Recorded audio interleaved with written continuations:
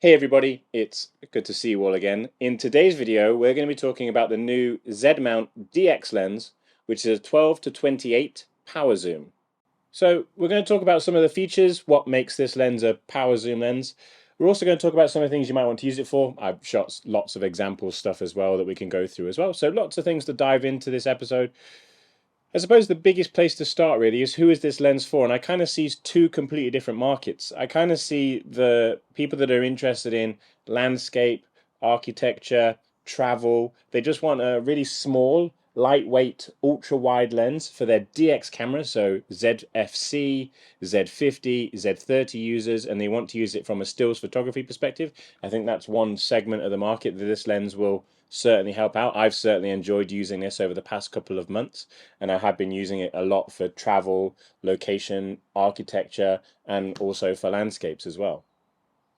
And then there's also that other section of the market, people that want to use it with things like Z30 or ZFC for things like vlogging and video and recording themselves talking to camera. Previously, up until now, we've never had a lens that's been DX that's this wide. We obviously have had lenses like the 14 to 30, 14 to 24 and so on, but they've been predominantly full frame lenses. So up until that point, we've not had a wide angle DX lens. And I'm really interested to see what people's thoughts are on this lens. Over the past couple of months, I've enjoyed using it, and I think it is going to be a lens that's a part of my kit bag going forward. But we're going to talk about those two different aspects of where this lens might be useful. We're going to look at the photography side. We're also then going to look at the video side as well. There's a lot of features that get added with this lens to allow you to control how that power zoom works. So we'll go and take a look at all those different options as well. Okay, so when it comes to the exterior design of this lens, the vast majority of this lens is plastic, so it is a very small, lightweight lens, and the materials that are used reflect that. It also has a plastic mount on the back of the lens. Now, I appreciate that some people don't like that. For a lens that's so small and lightweight, it doesn't particularly bother me. Yes, obviously for a lens that is much heavier or a higher quality lens, then a metal mount is kind of a must, really. But for such a lens like this that is so light, there's not really that much to it, it doesn't bother me that much. In terms of the exterior design, controls, buttons, that type of stuff, there are no switches on this lens. So there isn't a switch for manual focus or autofocus. There's no switch for VR or anything like that. The lens does have inbuilt optical VR, but there is no switch to turn that off on the lens. You would still have to do that on the camera. And then we have two active dials. So you have the main kind of function ring that you can set to different options and you can customize. And then we have our main zoom ring. Now, obviously, the biggest difference is on a traditional lens that when you move the zoom ring, the lens zooms in and out. The biggest difference is with a power zoom lens, there is no zooming in and out on this ring mechanically. This ring is basically an electrical switch. You can use this switch to zoom the lens in and out, but it's key to note at this point this lens is all internal zoom. There is no extending part to the lens, there's no receding part to the lens, it all just zooms internally. The biggest thing to be aware of is that the actual barrel itself does not have any focal lengths on it. So the barrel doesn't have a particular location. If it's free to spin all the way around, it can be placed wherever you want it to be. You can zoom that all the way around. You can continuously zoom in and out. There is no fixed millimeters like there are on other barrels on other zoom lenses. Now, interestingly, that does mean that one of the features that I've been really wanting to see in all Z mount cameras is the ability to see your focal length on your screen or on your display. And with a lens like this, because you can't see your focal length on the actual lens itself, the only way you can see your focal length is on the display. When it comes to the Z30, and as long as the Z30's firmware is up to date to support this lens, then you have the ability to see your focal length on the display, and it'll show you whether you're at 12mm, 28, wherever you are in the zoom range, which I think is great, and it's something that we should also be adding to other Z mount cameras. I really like that feature, and it's great to see it here. Whether or not that'll happen or not, I don't know, but I would love to see that happen. The lens also has a 67mm filter thread, so you can use this with a wide variety of filters, UV filters, polarizers, from a stills photography point of view. From a video point of view, polarizers if you want to, but also more importantly, variable NDs or ND filters if you're trying to get to the correct shutter speed when you're using this lens for video. The ring or the attachment point for a lens hood does exist, and there is an official Nikon lens hood for this lens. However, that lens hood does not come with the lens in the box, so that's just something to be aware of. Another aspect of this lens that I think is very useful is its closest focusing distance.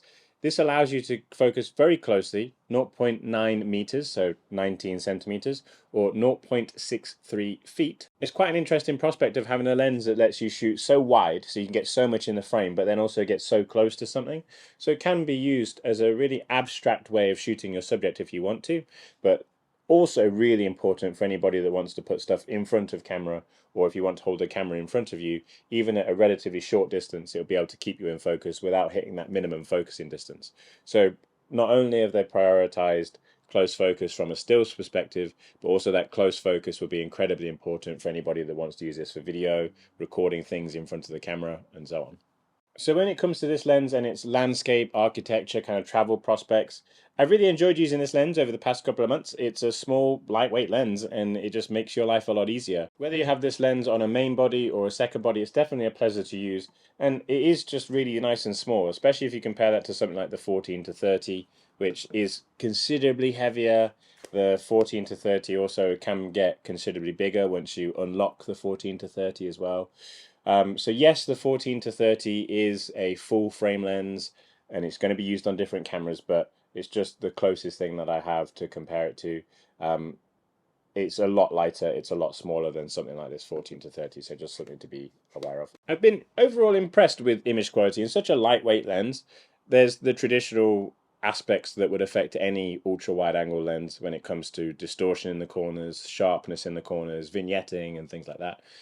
This lens also doesn't have any of those prominent coatings that you would start to see in some of the higher end wide angle lenses either. Things like Arneo coating, nanocrystal coating, and so on. This is not an S-line lens, so just something to be aware of. I've got some sample images that I will throw in that I've taken over the past couple of months just to give you an idea of the types of shots that you can take with this lens. Hopefully just gives you an idea of image quality, things to look out for. Again, as with all my sample images, I'm not trying to take the best picture in the world. I'm specifically looking for areas or issues that might cause the lens problems. Things for like dark corners or vignetting or chromatic aberrations and things like that. So just keep that in mind, but hopefully there's some use in some of the sample images that we'll look at.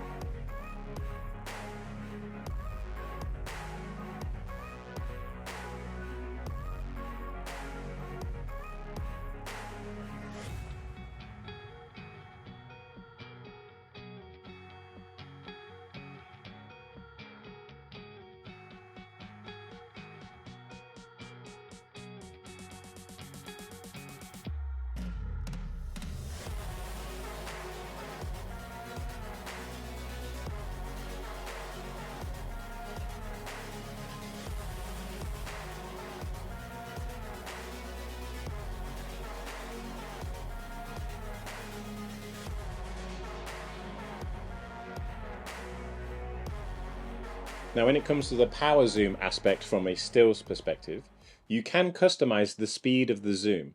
So if you want the lens to zoom in quickly or slowly, you can change that and you can customize that speed. And depending on the camera body that you're using, you can also then assign different function buttons to control the zoom in and out as well. So you don't just have to zoom in and out from the ring on the lens, you can zoom in and out from function buttons. One other way to zoom in and out with this lens will also be using Nikon's MLL7 Bluetooth remote. So this remote can connect to a Z30, for example, and that will allow you to zoom the lens in and out remotely if you want to. Particularly useful if you've got a still setup and you don't want to touch that setup, but you want to just be able to zoom in and out into a subject in front of you, macro, product, wildlife, whatever it is, then you can use the Bluetooth remote to do that as well. So lots of different ways to zoom this lens in and out. You can change the speed, and you can then change how you zoom that in and out, customizable buttons, remote, or the lens itself. Okay, so when it comes to this lens and its video features, a lot of those video features will be available in the Z30 straight away. The Z30 will need a firmware update for any of the power zoom related features, and then that firmware update will also roll out into other cameras in the future as well. See that in the video custom settings menu, there'll be an option that will say power zoom button options, and again we can turn off using the magnifying glass plus and minus zoom buttons. We can turn it on and off if we want to. And then we also have an option for power zoom speed. Now we have two options here for video. You can either have this affect the speed before you start recording. So let's say, for example, you're trying to figure out what the right focal length is for your shot, and you might want to have a faster zooming to allow you to figure out what the right composition is. And then when you're actually recording, you might want it to be a slower speed. So you might want to go from a wide angle to a zoomed in zone, and you might want that to be nicely smoothly zoomed in and out. So there's two different options when it comes to speed. And then if you also want to customize your controls in video, you go to G2 custom controls, and then you can assign function 1 and function 2. Again, to look after the zoom of the lens, if that's what you want to do with the function buttons. If not, you can always zoom from the lens itself, or again, you can zoom from the remote that we talked about earlier. And then finally, there is also a setting that affects your power zoom lens, and this will be found in the setup menu. So in the setup menu, there's an option that says save zoom position. Now, save focus position is something that's been available in a lot of Nikon cameras in the past, but the zoom position has always been controlled manually. So now we have a lens that can be controlled electronically. Its zoom position can be saved. So let's say, for example, you set your shot up and the correct focal length is something like 20 millimeters, and you then turn the camera off and you want to come back to that setup at the exact same focal length. When you turn the camera back on, as long as you've got save zoom position turned on, it will then take you straight back to that same focal length. If you have this setting turned off, when you turn the camera off and back on again, it will automatically jump to its widest angle. So it will always default to 12 millimeters. I really like the idea of the ability to adjust the speed of zoom. If you do really want just a slow, smooth in zoom or a fast, quick zoom, you can really customize that and really narrow that down for what you want. I'll put some examples in of the zoom at its fastest rate, and I'll also put some examples in at the zoom at its slowest rate as well. Just be aware that when I use the really slow example, that takes over 30 seconds for the lens to go from its widest point to its narrowest point. So just be aware of that. But again, it's really smooth in every mode and really allows you to control where you want the lens to be when it comes to zooming in and out.